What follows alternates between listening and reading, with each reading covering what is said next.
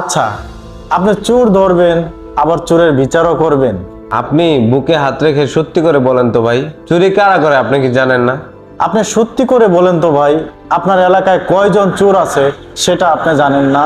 আমার বিশ্বাস আপনিও জানেন। আপনি এটাও জানেন তাদের পিছনে কারা কাজ করে? আপনি চাইলেই কি তাদের ধরতে পারবেন? আপনি চাইলেই কি তাদের বিচার করতে পারবেন? না, পারবেন না। ব্যাপারটা এত সহজও না।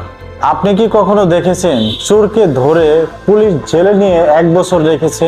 আপনি কি কখনো দেখছেন সমাজে সমাজে এদের বিরুদ্ধে কঠোর পদক্ষেপ নিতে?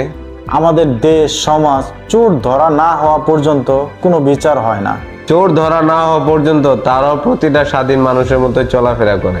এমনকি চোর ধরা পড়লেও ভালোভাবে বিচার করা হয় না, কোনো পদক্ষেপ গ্রহণ করা হয় না। এর থেকে বাঁচার উপায় কি? আজ আমরা বলবো না, আপনাদের মুখেই শুনবো। কি করলে সমাজে সমাজে এই চোরগুলা পালাতে বাধ্য হবে? আপনারাই কমেন্ট করেন। আল্লাহ হাফেজ।